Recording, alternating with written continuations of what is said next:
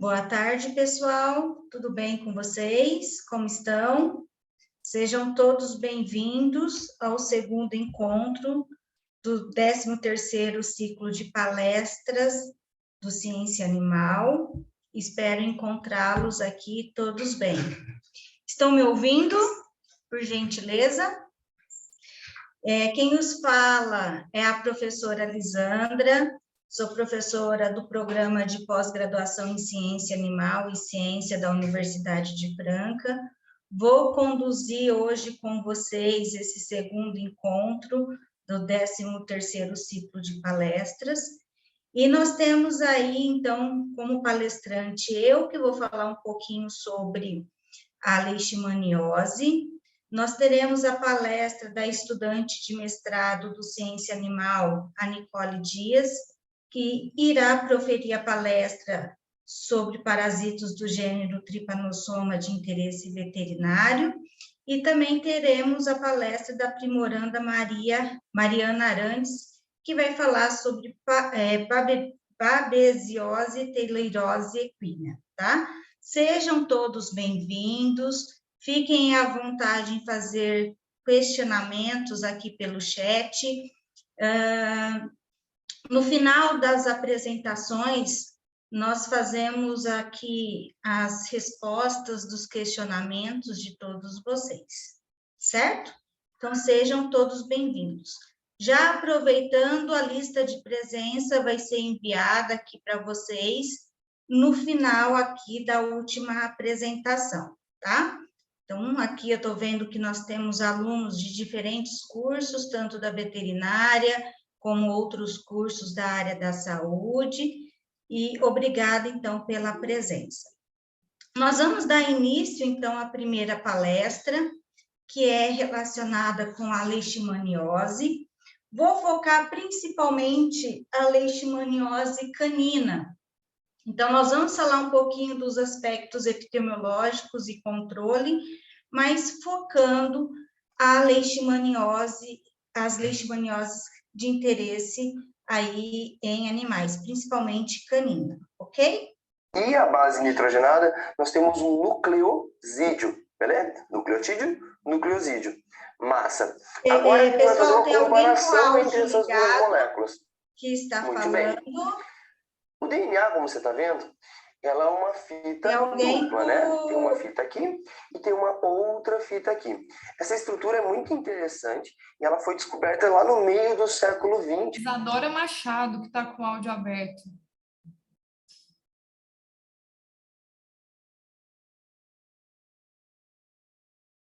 Pronto, acho que deu certo agora. Então, fazendo uma pequena introdução, né, sobre as leishmanioses, quando nós falamos da doença em si, é um grupo de doença, as leishmanioses, que é desencadeada pelos protozoários do gênero Leishmania, que entre as células, né, eles infectam principalmente células fagocitárias de várias espécies de mamíferos. Então, não é exclusivo somente de humanos. Vários mamíferos podem ser acometidos por essas espécies de leishmania. E como eu comentei, né, as leishmanioses é um grupo de doenças, porque dependendo da espécie da leishmania e também dependendo do estado imunológico desse indivíduo, nós podemos ver formas clínicas diferentes e até mesmo dentro dessas formas clínicas, nós temos manifestações clínicas diferentes. Essa doença, né, ela é prevalente em 98 países, presentes nos 5 continentes, são consideradas doenças negligenciadas, então ela faz parte do grupo das doenças negligenciadas, que são, né, doenças tropicais negligenciadas, porque como podemos ver nesses gráficos, acomete principalmente países das regiões tropicais. No primeiro mapa, né, nós temos aí o número de casos de leishmaniose visceral, e aqui no mapa de baixo os casos, né, o número de casos de leishmaniose tegumentar. Então, nós podemos ver que está localizado nas áreas tropicais, nos países subtropicais, justamente, né, por isso que recebe o nome de doenças tropicais, estão dentro do grupo de doenças tropicais negligenciadas. É negligenciada por vários fatores, seria uma doença que poderia ser muito bem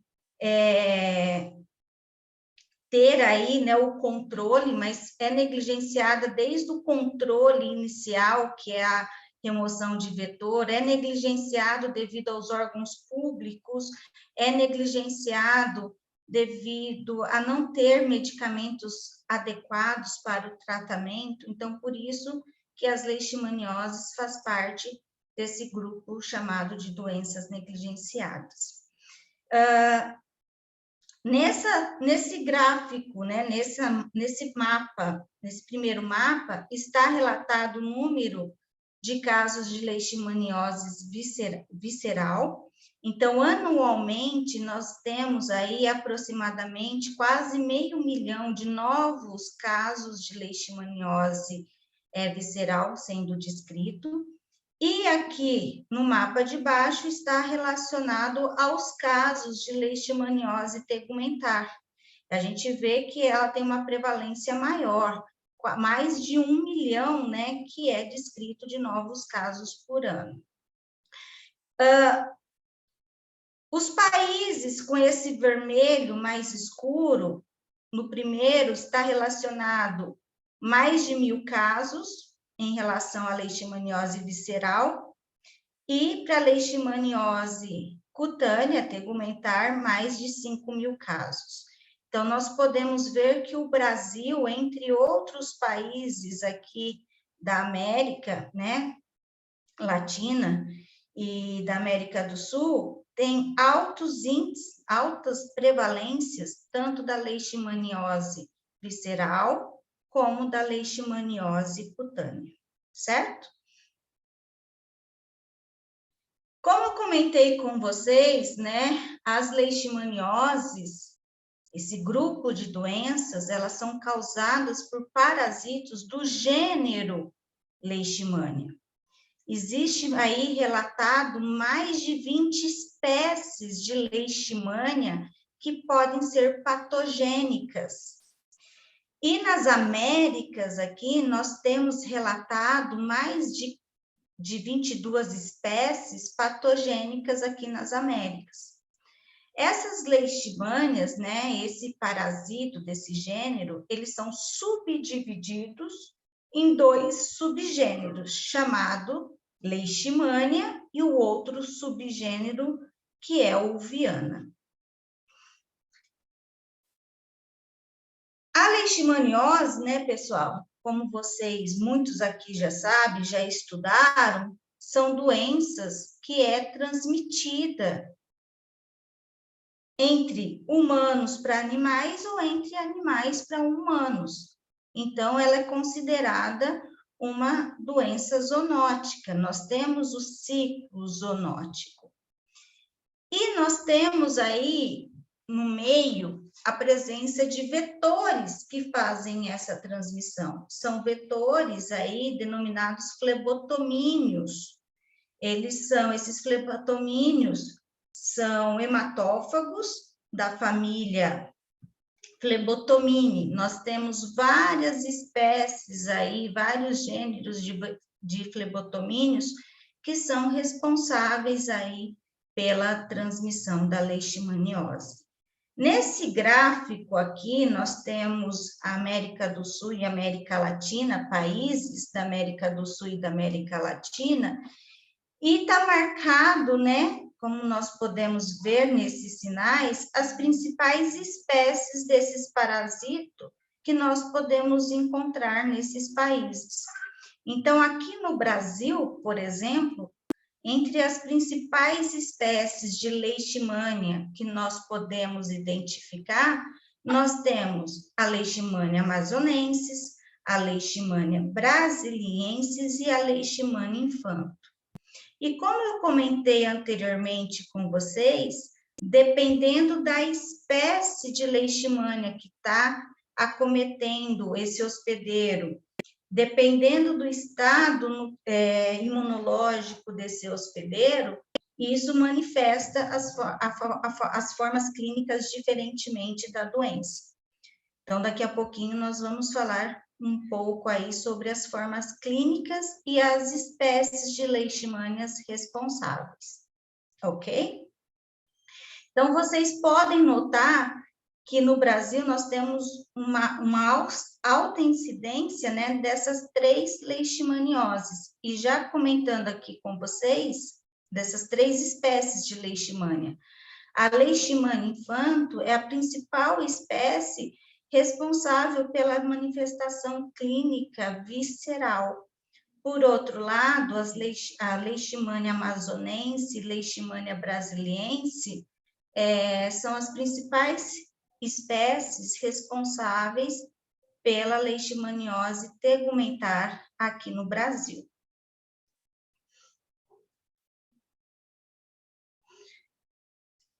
Como comentamos anteriormente, né, as leishmanioses, ela é considerada uma doença, uma zoonose, que pode ser passada de animais para humanos, como vice-versa.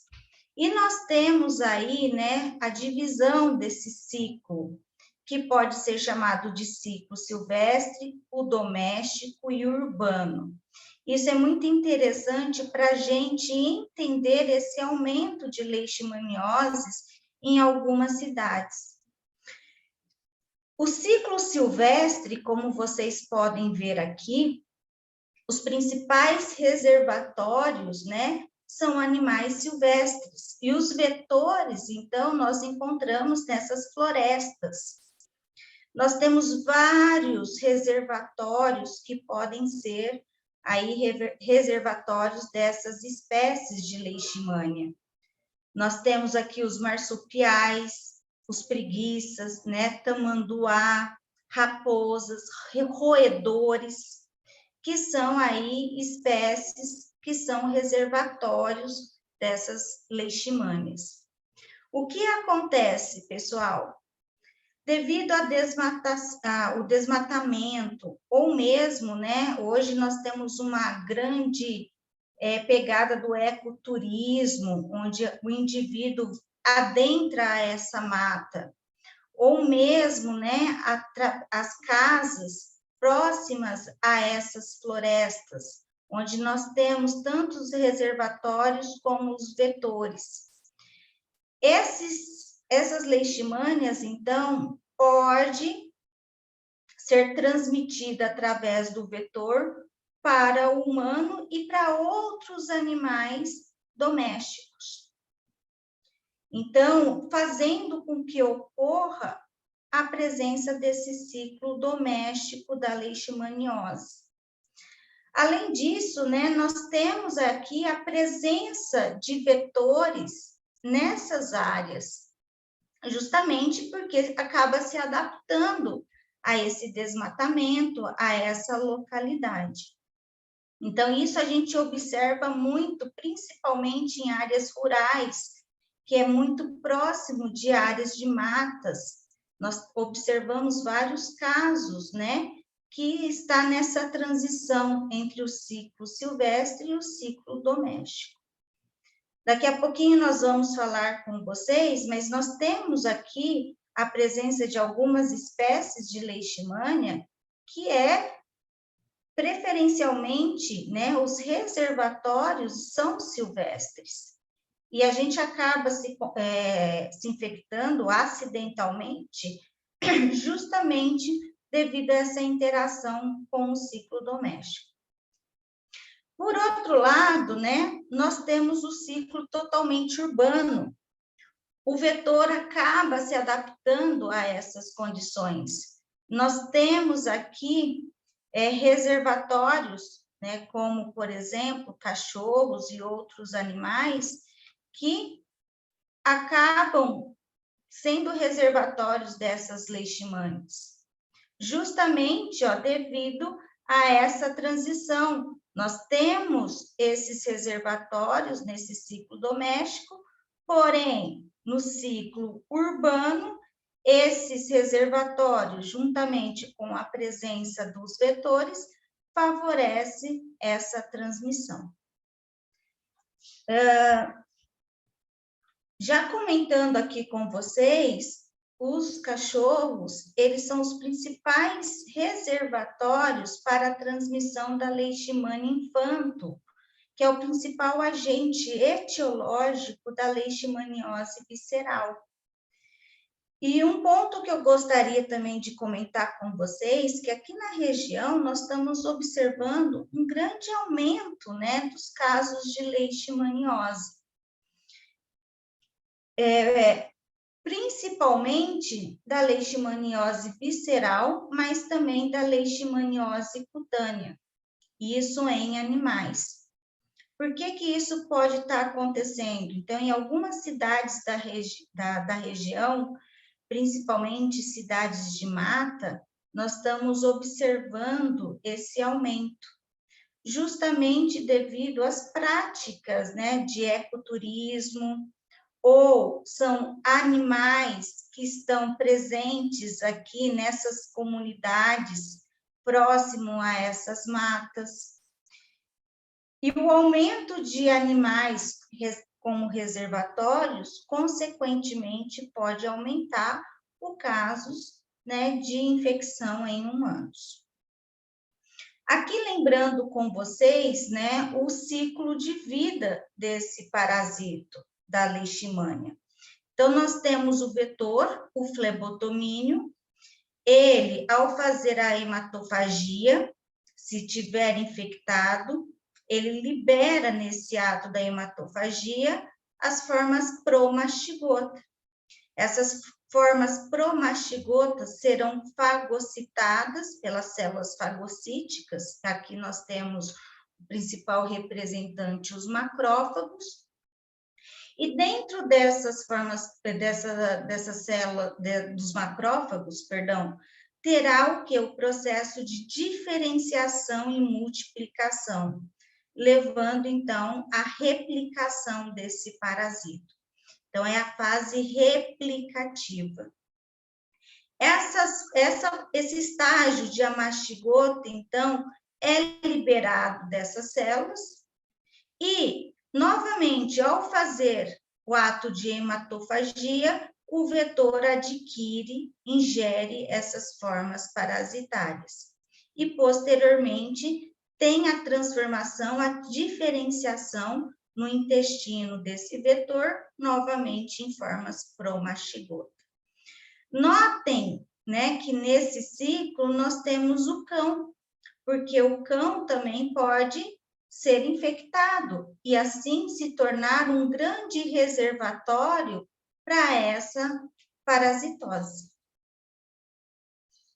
Como eu comentei com vocês anteriormente, pessoal, a leishmaniose, ela tem as formas clínicas visceral e tegumentar, porque depende, né, muito da espécie de leishmania que acomete esse mamífero, e também depende muito da resposta imunológica que é desencadeada pelo hospedeiro. Então, essas formas clínicas que a gente observa, então, está relacionada com a espécie de leishmania que está acometendo esse hospedeiro e também depende muito da resposta imunológica desse hospedeiro. Vou focar aqui com vocês a relação da leishmaniose canina. A gente ouve muito falar sobre a leishmaniose visceral canina, mas eu vou trazer aqui para vocês também sobre a leishmaniose cutânea, que é uma das formas clínicas da tegumentar, certo? Em relação aos cachorros, o que acontece?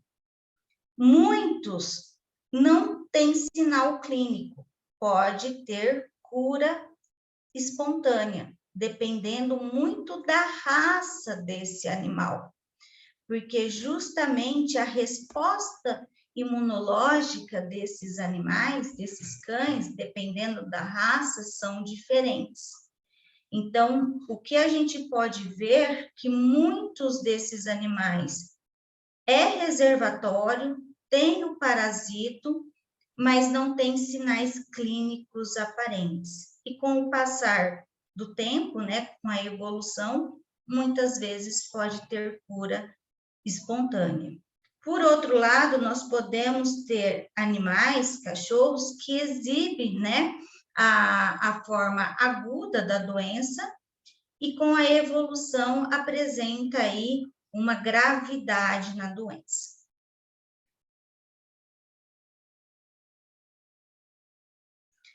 Eu já quero também deixar aqui uma observação, que o diagnóstico clínico da leishmaniose canina, ela é complexa.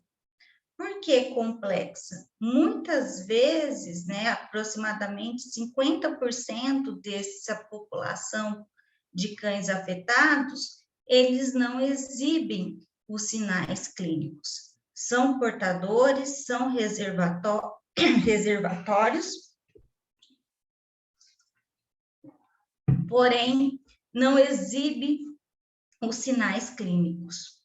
E isso faz com que seja um reservatório potencial, e isso pode favorecer o aumento da transmissão dessa leishmaniose nessa determinada comunidade, ainda mais com a presença do vetor. Falando um pouquinho da leishmaniose canina cutânea, eu já digo aqui para vocês que nós temos que tomar cuidado, né, na interpretação dos dados, principalmente dos dados epidemiológicos. O que acontece hoje em dia? Nós recebemos animais com características, com sinais de leishmaniose, mas vamos fazer o teste laboratorial, seja ele sorológico. Nós temos vários testes sorológicos, porém nós temos que tomar cuidado na interpretação, porque esses testes sorológicos, eles podem dar resultados falso positivos, ou também reação cruzadas com outros tripanossomatídeos. E muitas vezes, esse animal, ele está com alguma espécie de leishmania que leva à cutânea, porém, pode dar negativo os resultados, ou está com leishmaniose infanto, que é para leishmaniose visceral, e, na verdade, está com leishmaniose canina, cutânea, né, com alguma espécie que leva a leishmaniose cutânea, porém dá positivo no teste para leishmaniose visceral. Então, nós temos que tomar cuidado na interpretação desses dados. Hoje nós focamos muito o diagnóstico da leishmaniose visceral. Porém, às vezes, esse cão está infectado com alguma espécie que leva a essa leishmaniose cutânea, certo? No Brasil e na América do Sul, a principal espécie de leishmania que está envolvida com essa forma cutânea é a Leishmania brasiliensis, porém outras espécies, né, já são descritas estando envolvidas com essa leishmaniose canina com a forma cutânea. Aqui no Brasil, além da brasiliensis, nós temos uma alta prevalência e estudos mostrando cães infectados com a leishmania amazonensis. Nós podemos ver que os vetores que transmite esses parasitos, eles são diferentes. Então, para a transmissão da Leishmania brasiliensis, nós temos principalmente o Lutzomania whitmania como sendo o vetor. Aqui na região, um trabalho realizado pelo professor Rafael mostrou uma grande presença desse vetor aqui na região, ok? E também nós temos uma controvérsia. Será que o cachorro, ele é um reservatório para essas leishmanias? Ou ele está sendo um hospedeiro acidental? Será que o cachorro, ele é um reservatório ou ele está sendo infectado também acidentalmente?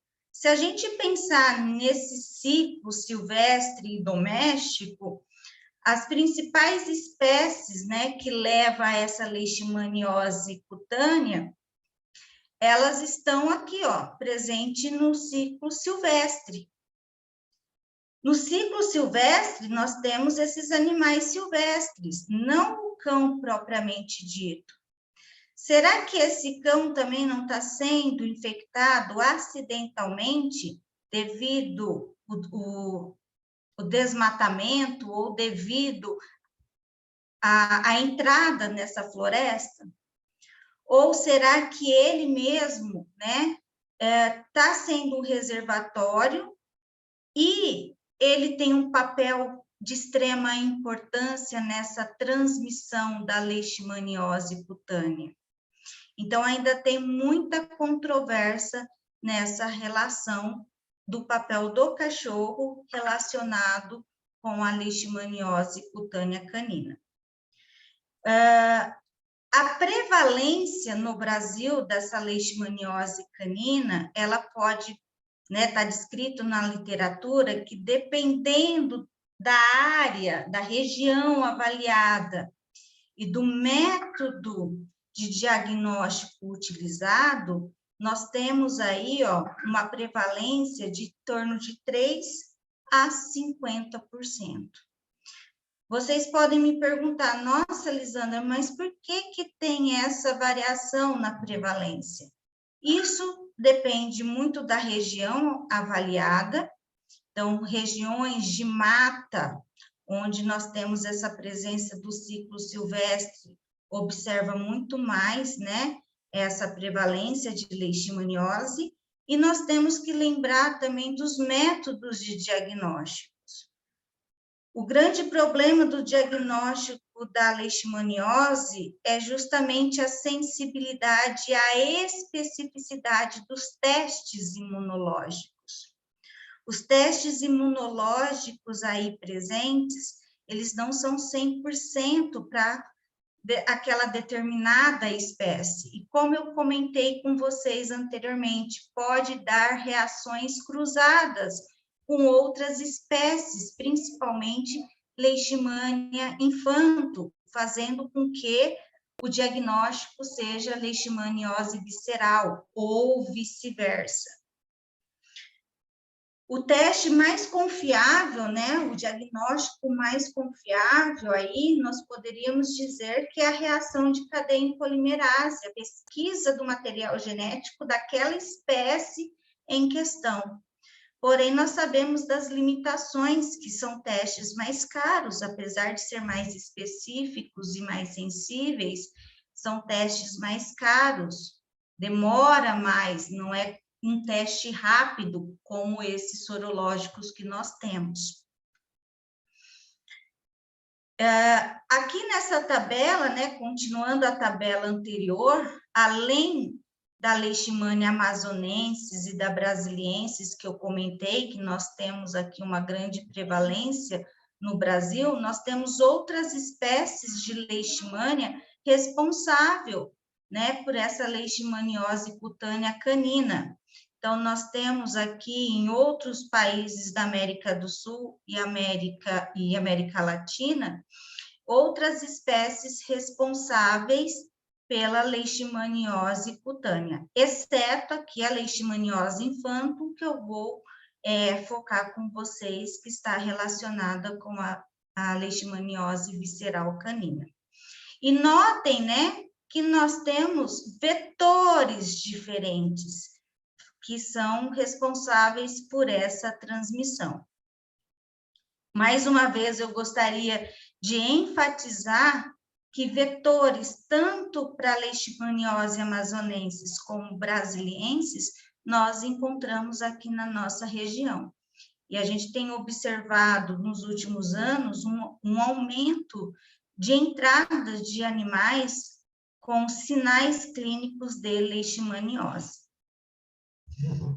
Bom, em relação aos sinais observados, né, no caso da leishmaniose cutânea, então nós temos essas lesões ulcerativas, como, por exemplo, nos focinhos dos animais, aqui é a bolsa escrotal desse animal, então são lesões localizadas, mas nós também podemos ter lesões nas mucosas desses animais.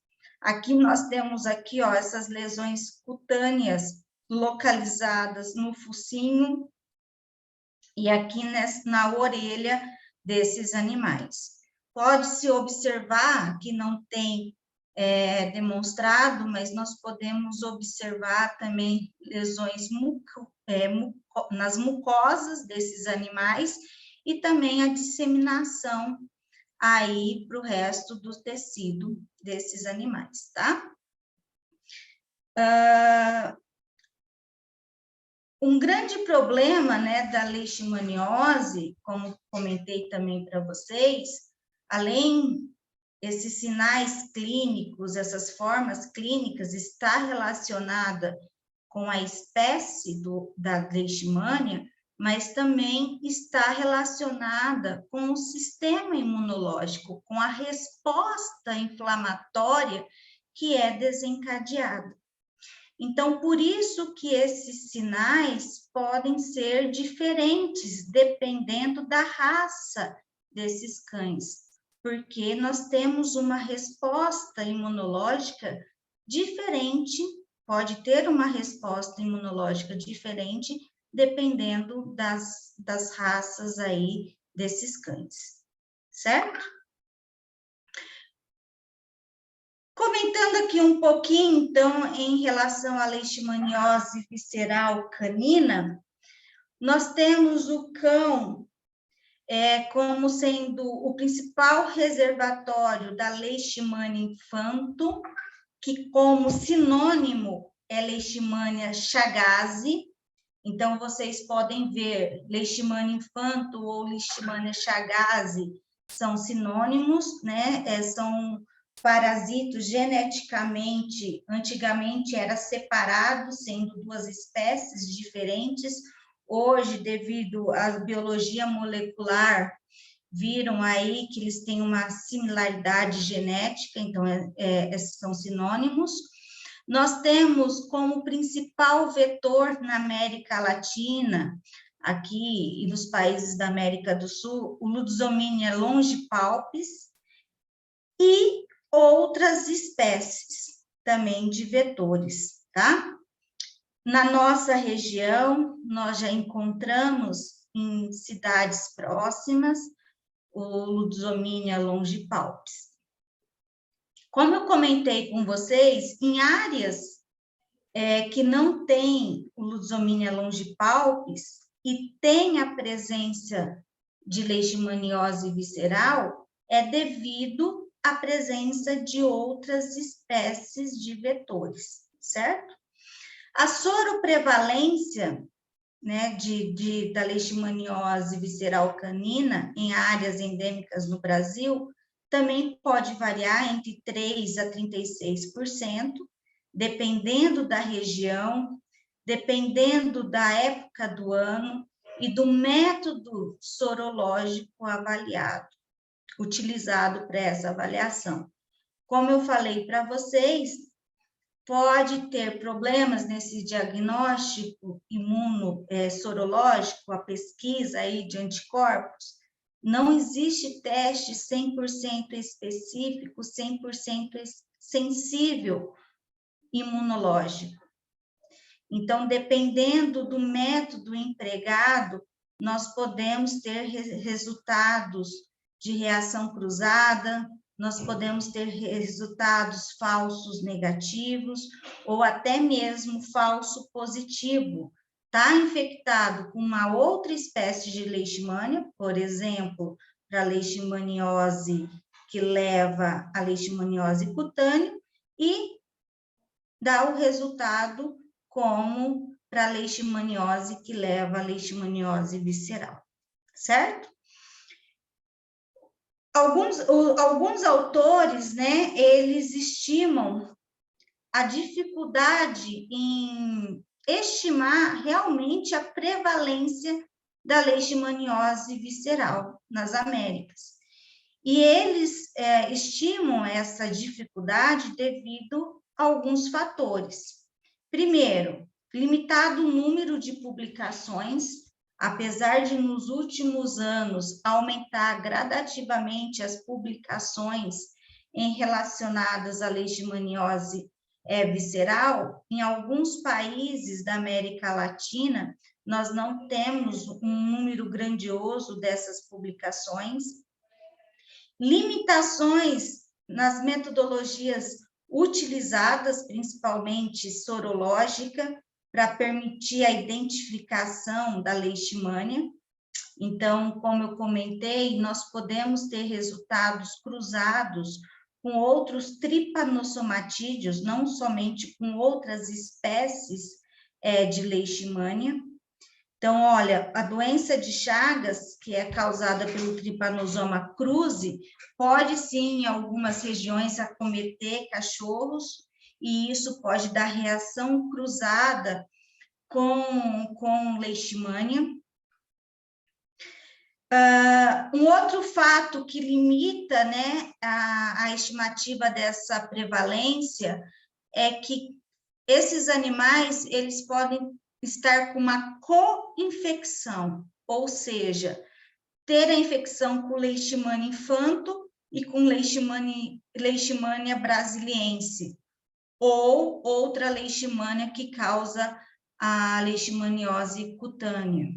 Então, nós temos várias regiões aqui mesmo do Brasil que nós temos a prevalência, né, de tanto parasitos da espécie das espécies que levam a leishmaniose cutânea como a leishmaniose infanto. Então, nós podemos ter essa co-infecção nesses animais.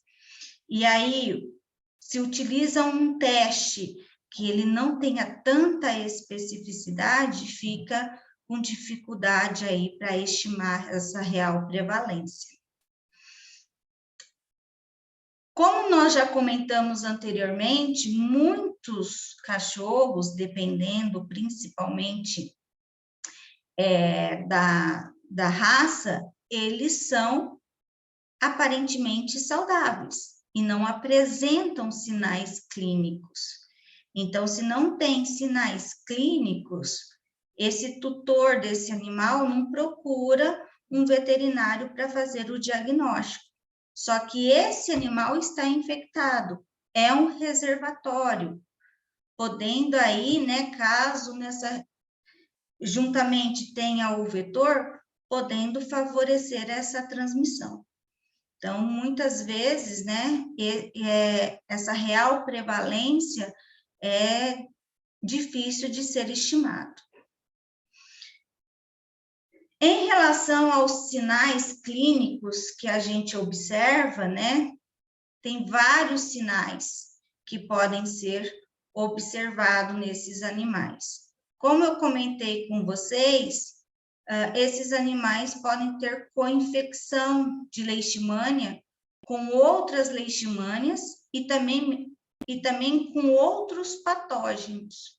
E isso confunde mais ainda esses sinais clínicos, né?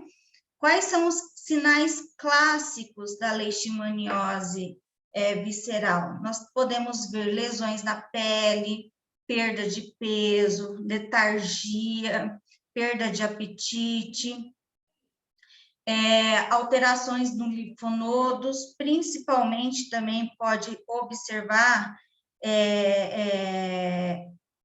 lesões na ocular desses animais, né, conjuntivite, pode observar ulceração aqui, ó, nas orelhas desses animais, o emagrecimento, que é clássico, a caquecia, a perda, né, de peso em si, que é o emagrecimento, e o aumento dessas unhas das patas. Isso são características, né, são sinais clássicos aí da leishmaniose visceral. Bom, entrando no final aqui da nossa apresentação, controle.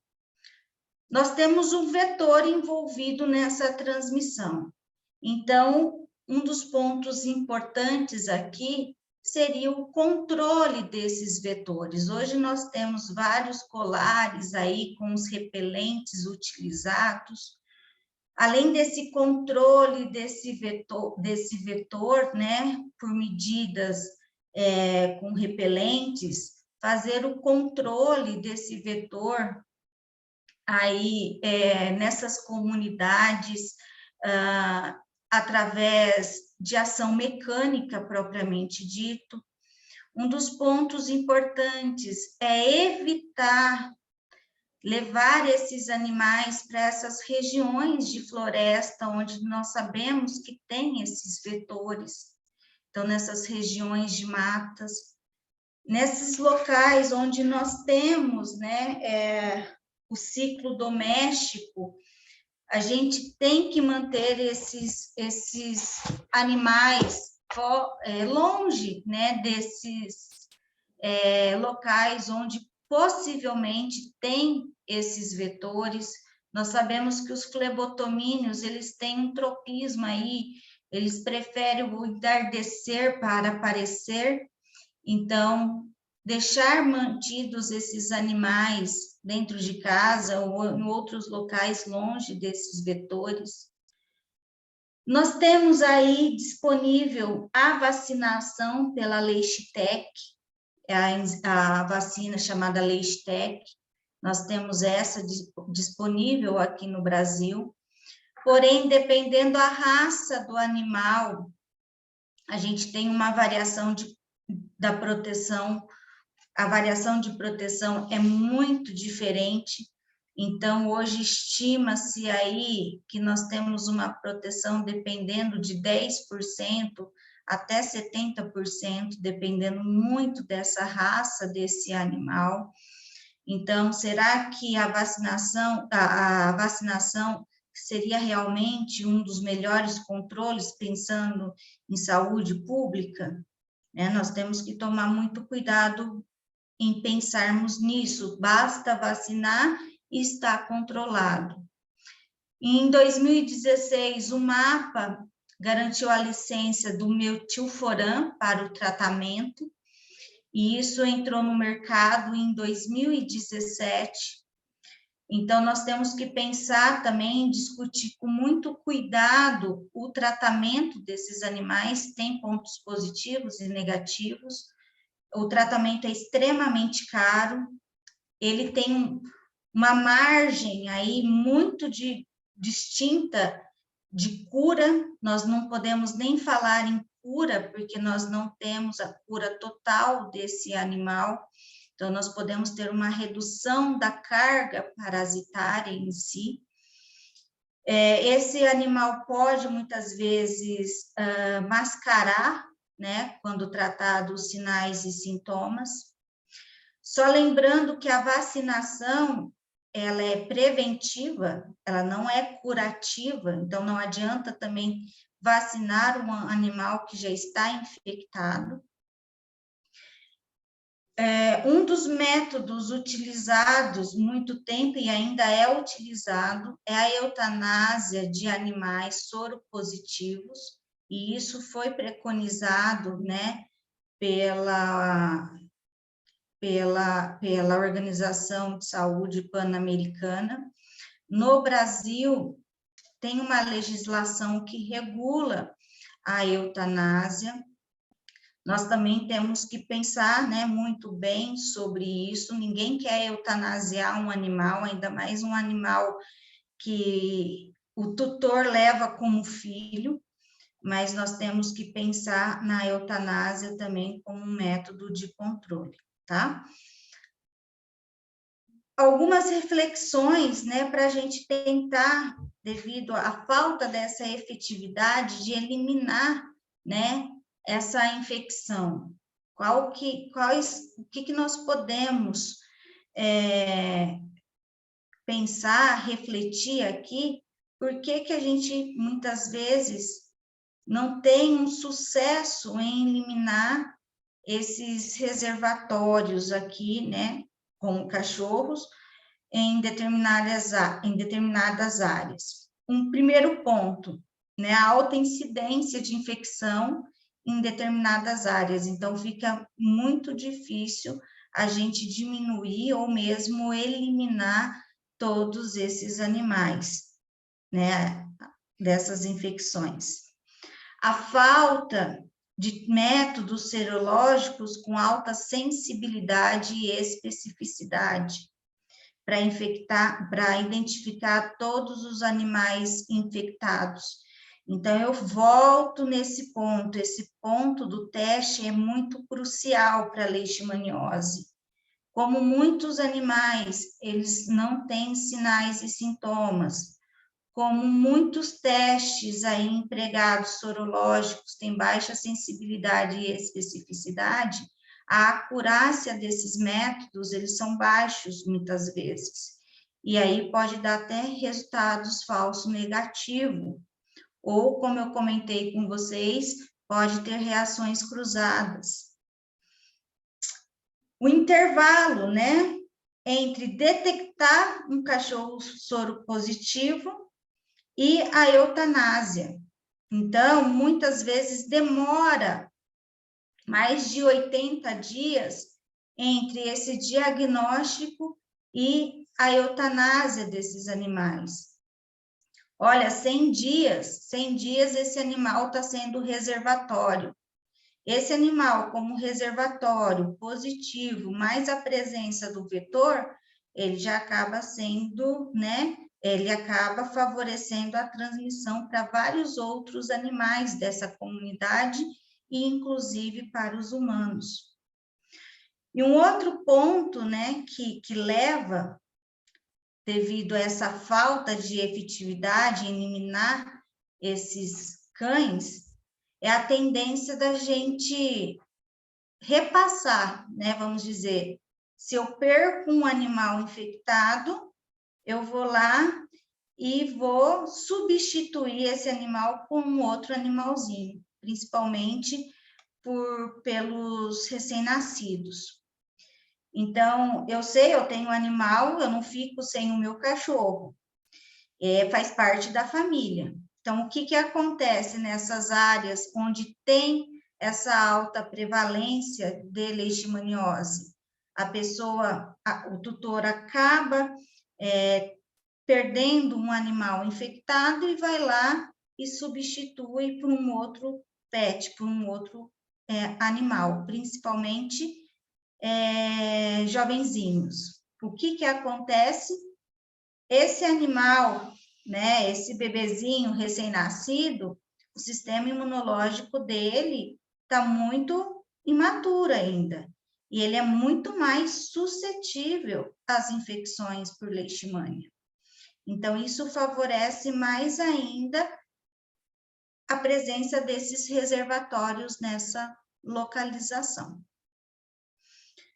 Aqui, para finalizar, né, sobre a leishmaniose canina e a legislação no Brasil, eu sugiro vocês lerem esse manual de bolso do Conselho Federal de Medicina Veterinária, que ele é bem interessante, principalmente, né, interessante e importante, principalmente quando se fala sobre a legislação aqui no Brasil, né, que está relacionado com os veterinários. Um dos pontos importantes, o médico veterinário, quando faz o diagnóstico de um cão com leishmaniose, está obrigado a notificar a ocorrência ao Sistema de Informação em Saúde Animal. Então, isso é de importância de vocês. A realização de inquérito para diagnóstico de cães infectados é um importante componente da vigilância da leishmaniose e é previsto em decreto. Então, é muito importante essas campanhas que são realizadas para o diagnóstico de cães. E isso está, né, descrito e previsto em decreto.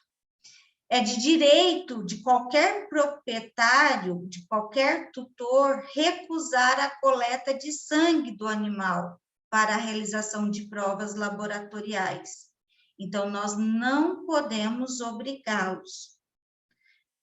Porém, essa opção não isenta de responsabilidade por infração administrativa e punição criminal. Quando se dá, né, a apreensão de cães infectados, a não ser por ordem judicial de busca e apreensão, é proibido ao agente público adentrar à força em residência para prender animal.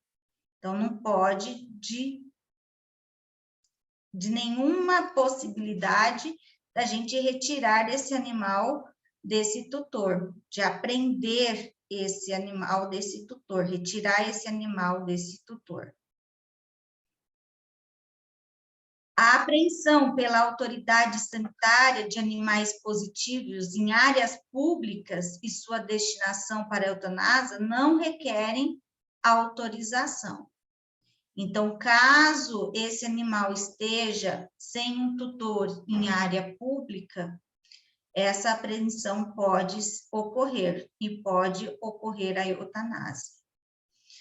A eutanásia de cães com diagnóstico de leishmania é um procedimento clínico e sua responsabilidade compete somente ao médico veterinário. E quando eu falo diagnóstico, tem que ser um diagnóstico confirmatório, não somente clínico, mas laboratoriais. Aqui eu não adentrei a esse fato, mas nós temos alguns testes sorológicos que são um pouco melhores, né, que evita tanto falsos aí resultados. Nós temos aí o teste do Biomanguinhos, que é considerado um padrão satisfatório para o diagnóstico da leishmaniose, tá? Aqui nós temos algumas leis envolvidas com essa eutanásia desses animais. O tratamento, pessoal, somente o que nós temos disponível aqui no Brasil é o metilforam. Nenhum outro medicamento é aprovado pelo MAPA para tratamento de leishmaniose em animais. Caso o médico veterinário esteja utilizando outro medicamento, isso está fora da legislação, tá? Também compete a vocês, médico veterinário, verificar a validação, né, a validade desse tratamento, verificar, né, se realmente está diminuindo essa carga parasitária ou não, verificar as condições de segurança, enfim, então cabe ao médico veterinário. Vacinação, como eu comentei com vocês, no Brasil, a vacina que nós temos aí disponível é a Leishtec, que é uma vacina recombinante para a leishmaniose canina, é feito com proteínas provenientes da espécie infanto, tá? Nenhuma outra vacina também é regulamentada aqui no Brasil. Então, o médico veterinário também é responsável por emitir o atestado, por preencher esse cartão de vacinação, caso o tutor venha fazer esse processo de vacinação nesses animais. Bom, eu peço desculpa para vocês se eu passei do tempo, peço desculpa aqui pelo nervosismo no início, eu agradeço aqui pela presença. Caso vocês queiram conversar algum momento sobre esse assunto, podem vir me procurar aqui no laboratório, que eu estarei disponível. Muito obrigada.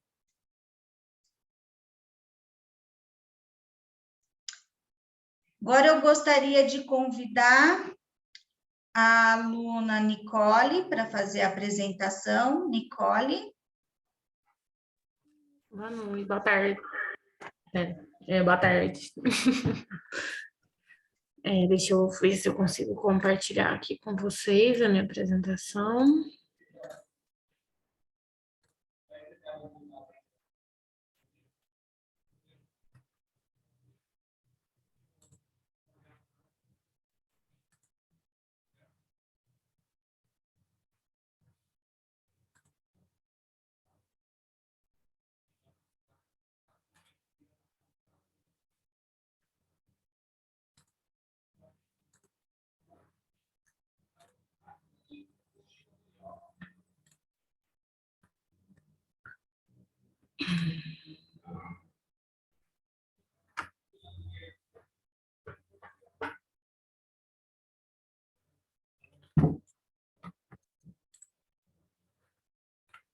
Está em tela cheia a apresentação? Vocês conseguem ver e me ouvir bem? Ouvir, sim, tela cheia não está.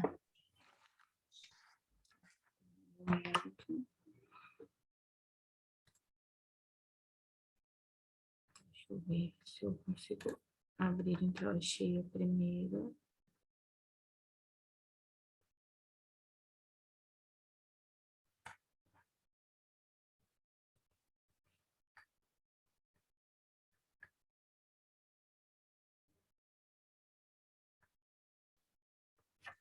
Nicole, pode apresentar daquele modo que você estava fazendo. Dava para ver bem. Tá dando para ver?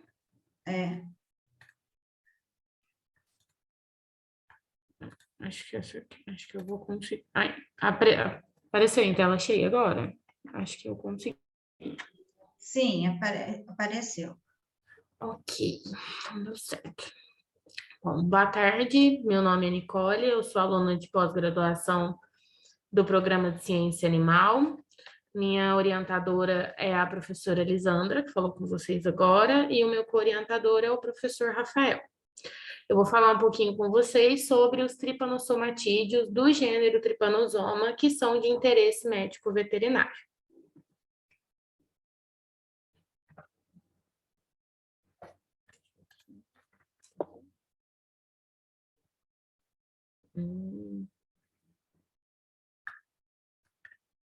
Não estou conseguindo passar o slide, gente. Espera aí só um minutinho.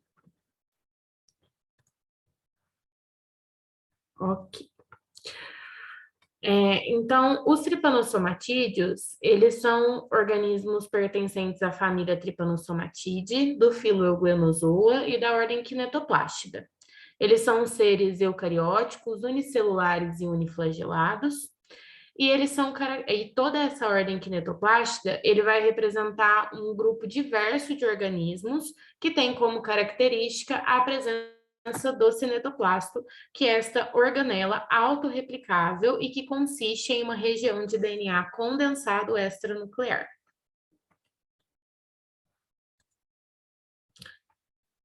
Então, eles são divididos em duas principais seções. A seção salivária, onde eles vão ser transmitidos através das glândulas salivares de uma forma inoculativa. Os seus principais representantes são o Trypanosoma vivax, o Trypanosoma evans e o Trypanosoma equiperdum, de interesse veterinário. E na seção estercorária, são os transmitidos por meio das fezes dos insetos vetores, que é a forma contaminativa. O seu principal representante é o Trypanosoma cruz. Então, o que é importante falar é que quase todos os tripanossomatídeos do gênero Trypanosoma, eles vão necessitar tanto de um hospedeiro intermediário, que é o invertebrado, em sua maioria, quanto de um hospedeiro definitivo, que são os vertebrados. Então, no caso da seção salivária, comentada anteriormente, os principais vetores são os dípteros hematófagos, que são o estomoxi, que é a mosca dos estábulos, a glossina, que é a mosca de Tsetse, e os tabanídeos, que são as mutucas. E na seção estercorária, nós temos o principal representante são os hemípteros, mais conhecido como barbeiro. Então, em um ciclo de vida completo, o parasito ele vai alternar sempre entre hospedeiro intermediário e hospedeiro definitivo, e dentro de cada um desses hospedeiros, ele vai alternar a sua forma entre forma infectante e forma reprodutiva, né? Então, a tripanossomíase americana, ela vai acometer principalmente os humanos. Porém, alguns outros animais, eles também podem ser infectados, como os primatas, os cães, os gatos, entre outros vertebrados, tornando essa doença com caráter zoonótico. Nesses outros animais, eles geralmente não desenvolvem uma patologia grave, mas eles servem como reservatório, que pode causar um problema para a saúde humana. Então, entrando agora na tripanossomíase de caráter animal, nós temos a tripanossomíase bovina. Aqui no Brasil, a espécie que causa um grande impacto sanitário aos bovinos é o Trypanosoma vivax. O Trypanosoma vivax, ele é um parasita originário da África e ele teve a sua migração para a América do Sul através da importação de gado ao final do século XIX. É bem importante a gente falar que ele é um parasita originário da África, porque aqui no Brasil a gente não tem um ciclo completo desse parasito, porque nós não temos a mosca de Tsetse, que é o principal vetor deste parasito. Então, aqui ele sofreu uma adaptação em seu ciclo de vida e apenas a forma infectante é encontrada aqui no Brasil. Como que acontece essa transmissão se ela não é feita de forma realmente vetorial? Ela é feita de forma mecânica através dos tabanídeos e dos estomoxis, que é a mosca dos estábulos. Então, o parasito, a mosca, na verdade, ela vai picar um bovino que esteja infectado, o seu aparelho bucal ele fica sujo do sangue infectado e, durante o repasto sanguíneo, ele pode infectar diversos outros animais, outros bovinos, inclusive. Então, a gente diz que é uma transmissão mecânica, porque o mosquito em si, ele não vai participar do ciclo de vida, quer dizer, o parasita, ele não vai se instalar no vetor de forma a ter aquela mudança, né? Aquela alternância entre forma reprodutiva e forma infectante. Então, na África, estima-se que 3 milhões de animais já morreram dessa doença, o que causa um impacto sanitário muito grande. Então, quais são os sintomas? O animal ele vai sofrer de anemia, de febre e inchaço dos linfonodos, pois esse parasito ele migra para os linfonodos. Há também a redução na produção leiteira, o que também causa um impacto econômico. Apatia, frequência cardíaca e respiratória aumentadas. E alguns sintomas menos comuns são a cegueira, o aborto e a esterilidade, porque o parasita ele pode se instalar nas mucosas do olho enfim, dos órgãos reprodutivos. O tratamento hoje ele consiste em medicamentos à base de diaceturato de diminazeno, de cloreto de omídio e cloreto de isometamídio. Passando então para o mal das cadeiras, ou surra, o agente etiológico é o Trypanosoma vivax. Ele tem uma distribuição geográfica extremamente ampla e ele pode ocorrer na África, Índia, Malásia, Indonésia, China, Rússia, Filipinas, América Central e América do Sul. Aqui no Brasil, ele vai afetar principalmente os equinos e de forma inzoótica no Pantanal mato-grossense e também já houveram casos na região sul do Brasil, entre 2002 e 2003, alguns surtos e alguns casos isolados em algumas propriedades dos municípios de São Cepé e Alegrete. O que é bem importante deste parasito é que aqui no Brasil nós encontramos duas formas da doença distintas. Nós temos a síndrome aguda, que ela vai causar uma morte rápida em equinos e em cães, e a doença crônica, que vai afetar principalmente as capivaras e os coatis. É importante essa informação porque os surtos de tripanossomíase em capivaras, elas são comumente precedentes aos surtos das doenças em equinos. Já em cães e gatos, enfim, em carnívoros no geral, algumas evidências sugerem a infecção por transmissão oral, através de de alimentação de carcaças de animais contaminados. Carcaças frescas, onde o animal ele pode ingerir sangue e, como o parasita ele é encontrado no sangue, ele vai ser infectado. Aqui na América Central e no Sul, e na América do Sul, há também um importante vetor vertebrado, que é o morcego hematófago Desmodus rotundus. Ele vai servir tanto como reservatório como vetor. Ele pode ser reservatório se ele conseguir sobreviver à forma aguda da doença.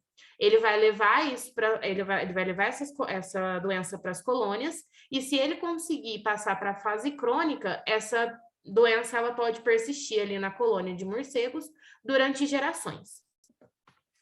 Então, qual seria os sintomas do mal das cadeiras? Na fase aguda, vai aparecer o surgimento de febre intermitente, edema subcutâneo, anemia progressiva, cegueira, letargia e alterações hemostáticas.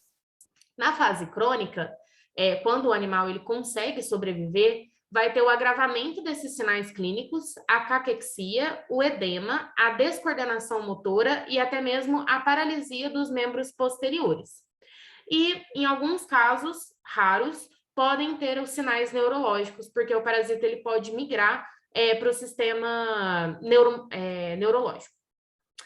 Então, aqui no Brasil, os principais afetados são os equinos, mas esse parasito ele pode afetar bovinos, ovinos, caprinos, camelos e bubalinos. Então, o tratamento de bovinos, ovinos e caprinos também são em medicamentos à base de diaceturato de diminazeno, cloreto de omídio e cloreto de isometamídio. Já nos camelos, equinos e bubalinos, os medicamentos utilizados são a suramina, a quinapiramina e a melarsamina. E, por fim, nós chegamos ao mal do coito ou da urina. O agente etiológico é o Trypanosoma equiperdum. Já existem relatos que indicam que essa doença ela é uma doença já extinta, mas ela ainda ocorre em casos bem isolados em partes da África e da Ásia. Aqui no Brasil nós não temos relato dessa doença, e na América do Sul tem pouca ou nenhuma informação recente desta região. Diferente das outras infecções, ela não é vetorial.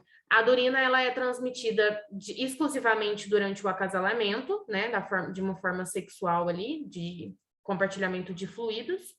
Então, há alguns raros relatos de que algumas éguas infectadas elas possam passar a doença para os seus potros antes do nascimento ou durante o aleitamento, porque o parasito ele migra para as glândulas mamárias. Então, quais são os sintomas?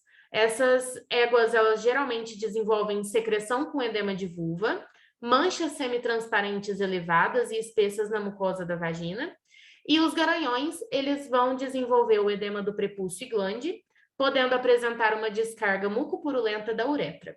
E o edema genital, ele vai desaparecer e aparecer tanto nas fêmeas quanto nos machos. Não há um tratamento específico, porém os estudos indicam que o Similarzan pode ter alguma eficácia tanto no estágio crônico quanto agudo da doença. É importante dizer que, por ser uma doença praticamente extinta, qualquer caso que apareça deve ser relatado à Organização Mundial da Saúde Animal. Então, a profilaxia principal é o controle de vetores, uma vez que grande parte dessas doenças são transmitidas através de forma vetorial, e a gente pode perceber que tanto a tripanossomíase bovina quanto o mal das cadeiras, né, ou a surra, ela acontece de forma endêmica, em regiões de alta pluvialidade, clima quente, onde realmente tem grande percentual de espécies, né, de mosquitos, enfim, hematófagos que podem transmitir essas doenças. Caso um animal seja realmente infectado, né, seja comprovada a infecção desse animal, o isolamento desses animais doentes para o tratamento e testagem em massa.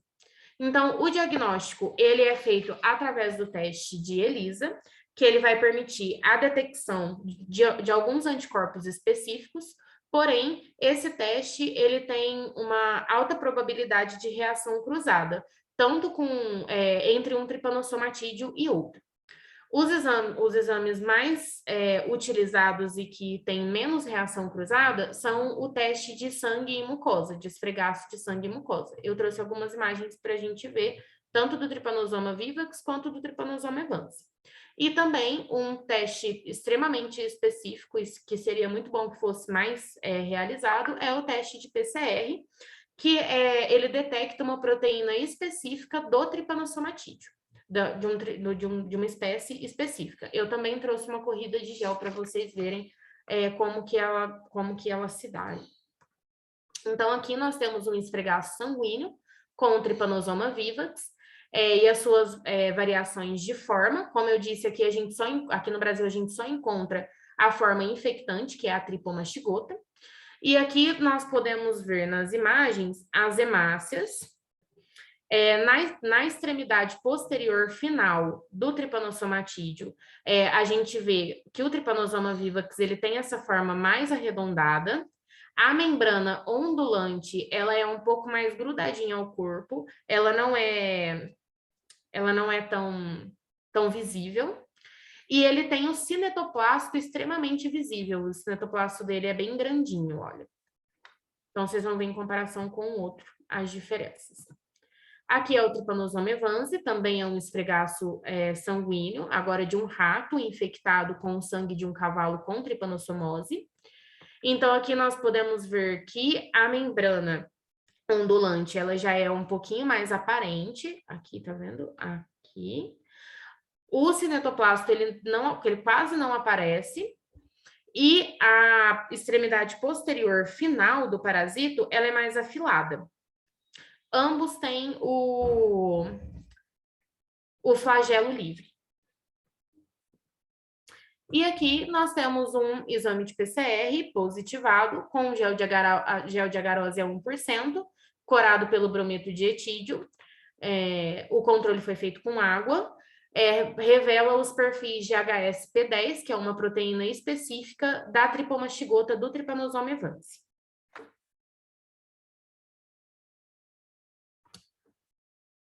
Por enquanto é isso, eu quero agradecer à CAPES, ao Laboratório de Parasitologia e à Unifran. Muito obrigada.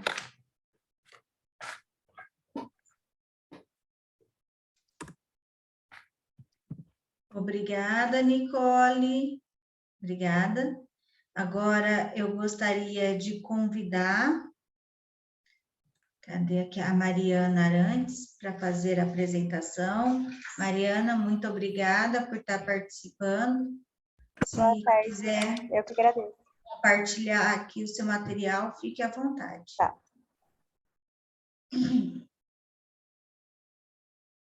Eu acho que eu não estou como moderadora aqui para compartilhar. Tá. Make post. Por gentileza, verifique.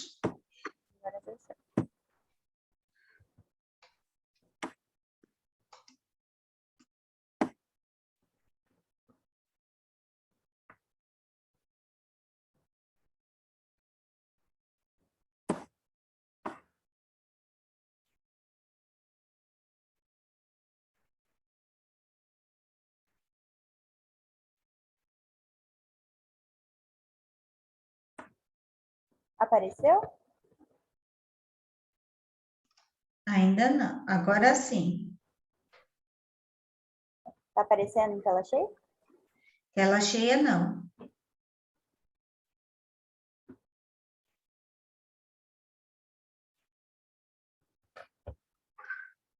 Ainda não? Não.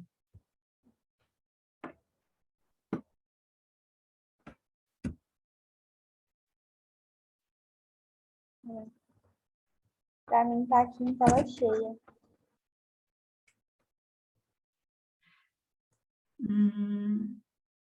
Ah, tinha ido.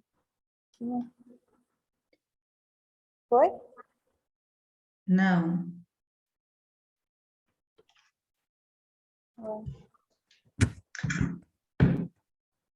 Pode começar assim, só aumenta um pouco aqui o seu... Isso.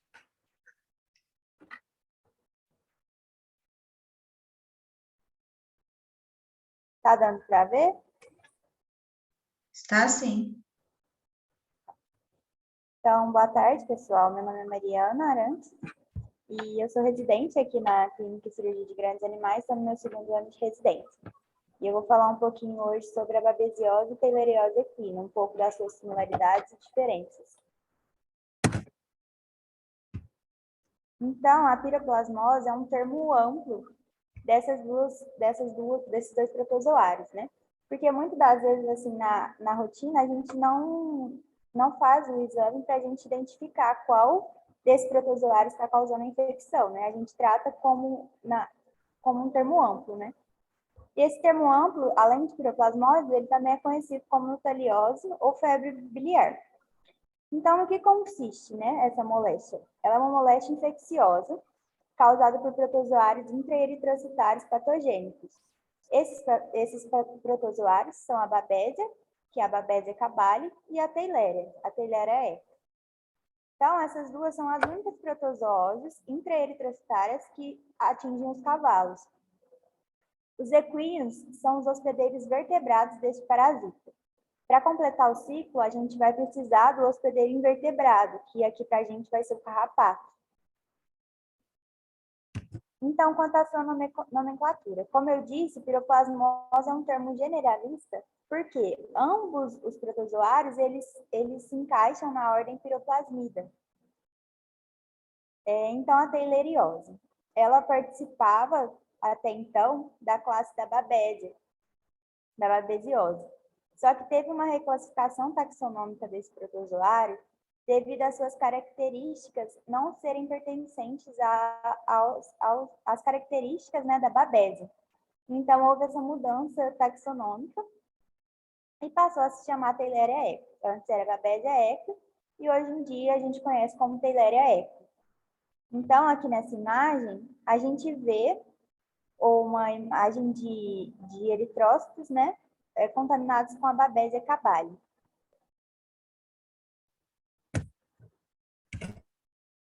Então, quanto à sua etiologia e transmissão, ela, para ser transmitida, ela precisa, como eu disse, dos carrapatos, né, que são os vetores biológicos hematófagos da família Ioxididae.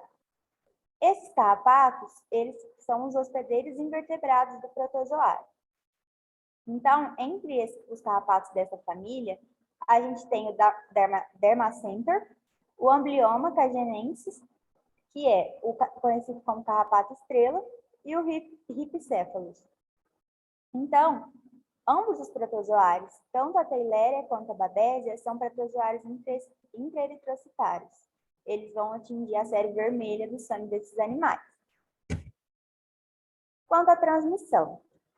Então, esse hospedeiro invertebrado, né, que é o carrapato, para ele ser contaminado, ele vai ter que ingerir um eritrócito contaminado de um equino.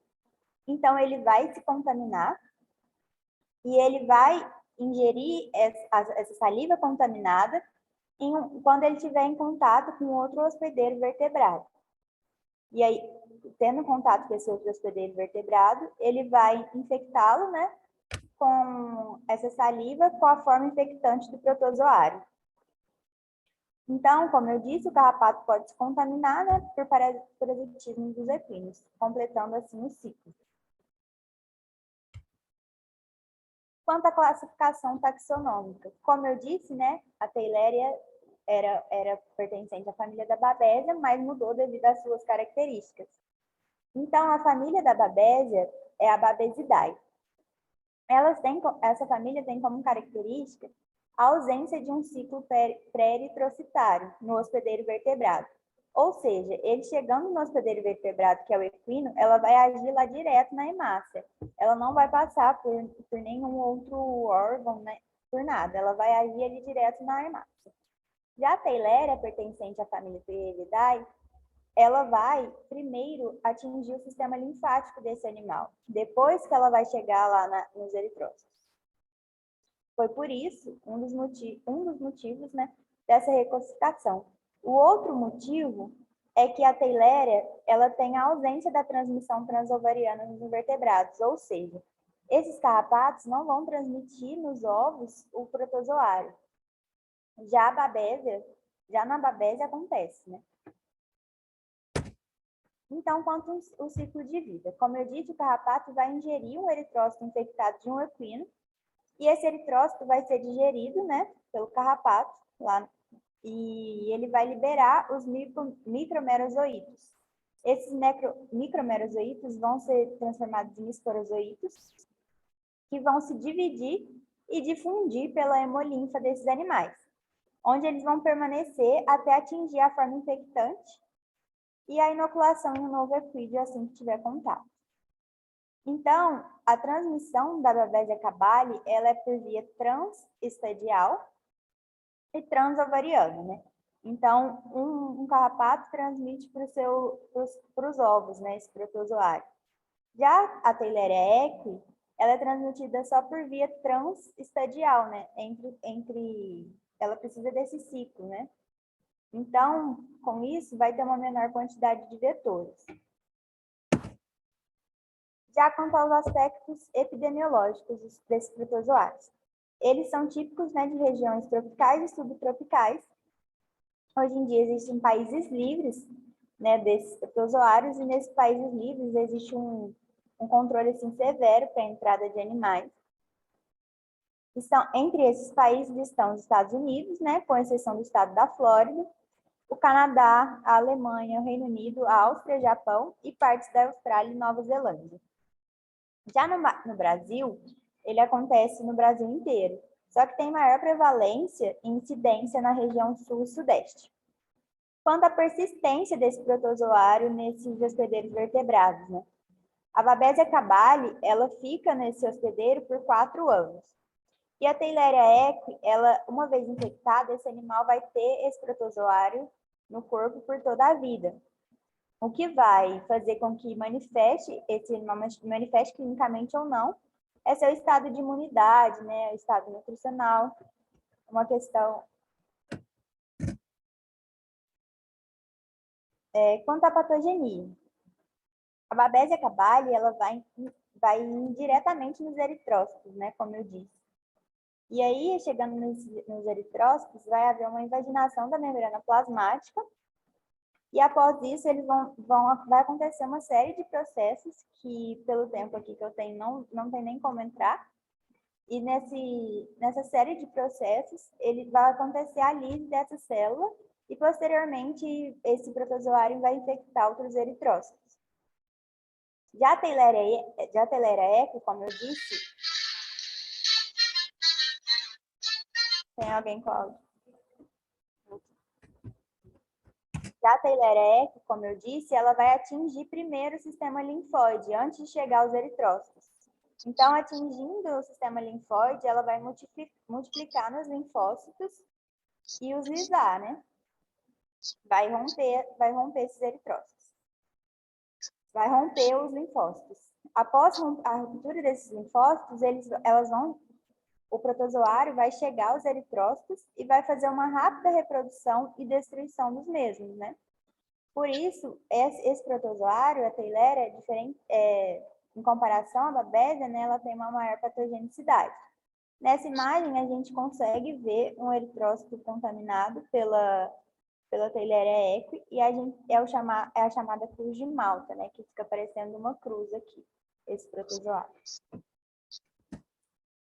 Quanto à patogenia, elas têm um tropismo eritrocitário, né? E quando esse protozoário chega ao eritrócito, há uma alteração no metabolismo, aumentando a fragilidade, né, dessas células. Depois dessas células estarem mais frágeis, né, vai acontecer a eritrólise intravascular. Por conta dessa eritrólise, esse animal vai ter uma anemia hemolítica intravascular, né? Vai ter uma elevada hemoglobinemia, hemoglobinúria, né, que vai ser eles vão excretar, né, pelo rins e pela urina. Aumentar a bilirrubina dos tecidos, por isso acontece a icterícia, né? Aumenta também a hemoglobina e a bilirrubina, e essa hemoglobina e bilirrubina alta, ela é uma causa de nefrotoxicidade. Além disso, juntando a hemoglobina e a bilirrubina, junto a outros metabólitos, né, causa uma sobrecarga hepática e esplênica desse animal. Além disso, uma hipoxemia crônica levada pela anemia dá também a esse animal taquicardia e taquipneia. A patogenia. Quanto ao período de incubação, a Theileria equi, ela pode ficar incubada de 12 a 19 dias após a infestação. Já a Babesia cabali, de 10 a 30 dias. A sintomatologia clínica, ela vai depender muito do desenvolvimento e da manutenção desse hemoparasita do hospedeiro vertebrado, da susceptibilidade de cada animal, da condição imunológica e nutricional, né? Como eu disse, por exemplo, na Theileria equi, esse animal vai ficar infectado pela vida inteira. Mas se ele tiver uma imunidade ok e ser bem, o manejo nutricional dele ser adequado, pode ser que ele nunca manifeste. Mas quando houver a queda dessa imunidade, com certeza ele vai manifestar os sinais clínicos da doença, né? Depende também muito da carga parasitária, do ambiente e do manejo que esse animal tem. Então, as manifestações clínicas, né, elas são inespecíficas e variáveis. Nos períodos agudos, esse animal pode apresentar anorexia, apatia, fadiga, perda de peso, normal hipertemia, né? Muitas das vezes essa febre, ela vai e volta. Assim, você vê agora, não tem nada, aí você afere um pouquinho mais tarde, ela já está com uma febre alta. Esses animais vão apresentar taquicardia, taquipneia, hemoglobinúria, mucosas pálidas, ictéricas, queda de desempenho, né, devido à anemia. E em fêmeas contaminadas com a Theileria equi na gestação, muitas das vezes essas fêmeas vão abortar, principalmente no terço final. Porém, elas abortam no terço final, mas elas são infectadas geralmente de 40 a 150 dias de gestação. Em fêmeas que não são abortadas, que não ocorre o aborto desse feto, né, pode ser que esse feto já nasça com a piroplasmose. Então, os equinos, né, os potros, eles já nascem sem imunidade. Ainda com a piroplasmose, né, a chance de óbito é muito grande. Em casos agudos e subagudos, esses animais vão ter a hipertermia inconstante, né, sudorese e congestão, anorexia, apatia, vai ser aquele cavalo que você vê no pasto ali, bem magro, assim, apático, igual mesmo esse da foto, letárgico. Eles vão apresentar anemia, né, no hemograma, taquipneia, taquicardia secundária, anemia. Muitas das vezes eles podem apresentar hipomotilidade, fezes acíbalas bem pequenas, secas, edema palpebral e lacrimejamento excessivo, a presença de petequias nas mucosas, né? E esses animais podem chegar ao decúbito, né, e morte. Já na forma crônica, que é o que acontece na maioria dos casos, é comum que as regularizações aconteçam só em casos de imunossupressão. Em animais infectados, né, pela forma crônica, né, eles podem ter também a queda de desempenho, perda de peso, inapetência, anemia e também a presença de febre intermitente. Aqui nas manifestações clínicas, tem animais também que acontece até o edema aqui dos membros posteriores. Quanto ao diagnóstico, a gente pode fazer um esfregaço sanguíneo, né? Só que ele é de baixa sensibilidade. No hemograma, as alterações que a gente vai encontrar é a anemia, né? Diminuição dos eritrócitos, a trombocitopenia, que é a diminuição das plaquetas, linfopenia, neutropenia. Já no exame de urinários, a gente encontra uma hemoglobinúria. E os testes sorológicos utilizados, que na prática, como eu disse anteriormente, muitas das vezes a gente trata mais a clínica, sabe? Não faz um diagnóstico sorológico na maioria dos casos, né? Mas de diagnóstico sorológico a gente tem o teste ELISA, a imunofluorescência indireta de anticorpos, que é utilizado para diferenciar se essa infecção é por Babesia cabali ou por Theileria equi, e o teste de fixação de complemento. Quanto ao tratamento, a gente pode tratar esse protozoário com o dipropionato de midocarb a 2 mg/kg via intramuscular. A gente vai utilizar 2 aplicações com intervalo de 24 horas em cada. Aqui está a fotinha do medicamento que a gente mais usa, né, o imizol, que é esse princípio ativo de dipropionato do imidocarb. Só que esse medicamento, pelo menos aqui na rotina do hospital, a gente evita de usar, porque ele tem alguns efeitos colaterais que a gente não deseja. Já o diaceturato de diminazeno, a gente utiliza a 1 ml a cada 20 quilos intramuscular, que é o Ganazeg. Esse a gente utiliza com mais frequência na rotina. E a gente faz 2 aplicações. Cada um faz uma e espera 48 horas para fazer a outra. Muitas das vezes a gente tem que associar o tratamento suporte, né?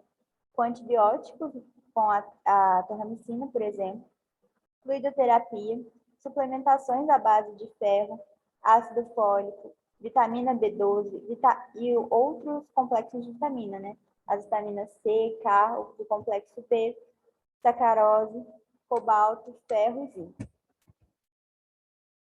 Quanto à profilaxia, né, da doença, a gente precisa ocorrer erradicação dos carrapatos, né, com banho acaricidas PIS-3. A gente utilizar o uso de materiais estéreis e descartáveis, porque se a gente utilizar, por exemplo, uma agulha em um animal e reutilizar essa agulha em outro animal, se o primeiro animal que a gente utilizou tiver o protozoário nos eritrócitos, ao utilizar em outro animal, a gente pode levar esse eritrócito contaminado e causar infecção, né? Em países livres, como eu disse no comecinho, é proibida a entrada de animais positivos, né? Eles fazem um controle muito rígido quanto a isso. Por quê? Lá, já que esses animais não têm contato, se chegar um animal lá e passar esse protozoário para eles, né? É muito mais fácil de que os sinais clínicos desses animais sejam muito mais proeminentes, né? Então, é isso que eu tinha para falar com vocês hoje. E obrigada pela atenção.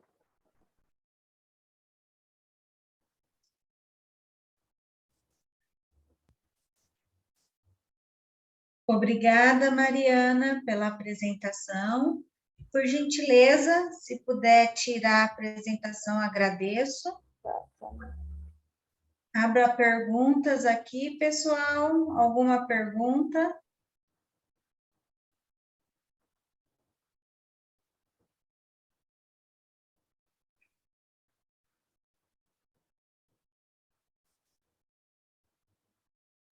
Perguntas?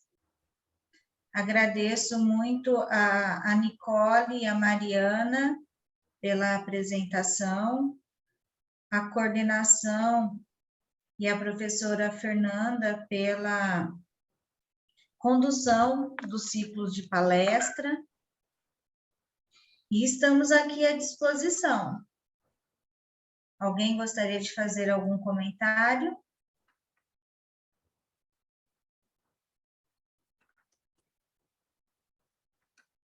Não? Vocês verificaram a lista de presença, pessoal? Por gentileza, quem não assinou a lista de presença, fazer a lista, assinar a lista. Caso ninguém tenha nenhuma questão, a gente encerra aqui o segundo encontro do ciclo de palestra em ciência animal. Mais uma vez, nós agradecemos a presença de todos, não esquecendo que no próximo mês nós também teremos mais 3 apresentações. Então, agradecemos a presença de vocês e damos por encerrada esse ciclo de palestras. Um grande abraço e fiquem com Deus.